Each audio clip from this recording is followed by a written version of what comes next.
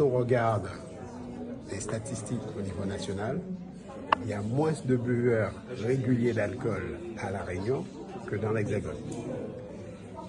Parce que la France est un pays de tradition vinicole.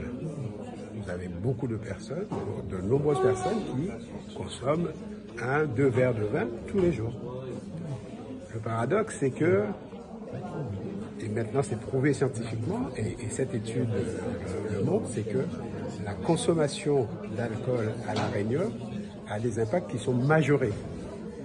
Parce qu'elle intervient chez les personnes qui sont fragilisées, qui sont vulnérables sur le plan psychologique. Et donc les conséquences de tout ça, c'est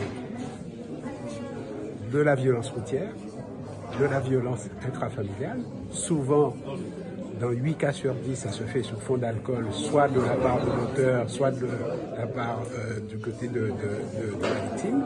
Et puis, il ne faut pas oublier, nous sommes en tête de gondole pour ce qui est du syndrome d'alcoolisation fœtale. Donc, c'est vraiment majoré parce que nous avons des très, très gros consommateurs ici, ce qu'on appelle en anglais des heavy drinkers.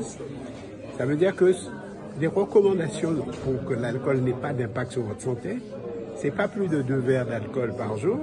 Et encore, il faut que vous ayez des jours dans la semaine où vous buvez 0 alcool. Or, ces gros buveurs, c'est pas 2 verres, c'est 16 verres en moyenne par jour. Ce qui représente à peu près 3 litres d'alcool fort par semaine. C'est juste énorme.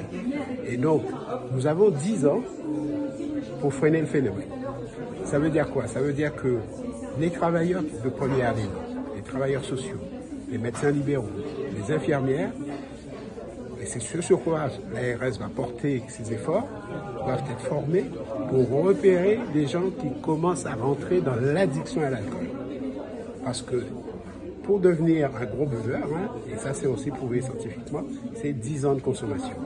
Et donc il faut un repérage précoce, les mettre dans une filière de soins qui est forcément double, la filière addictologie, mais aussi la filière psychiatrique, parce que souvent ça se fait dans un contexte de psychotrauma, en tout cas avec des troubles psychiques qu'il faut prendre en charge.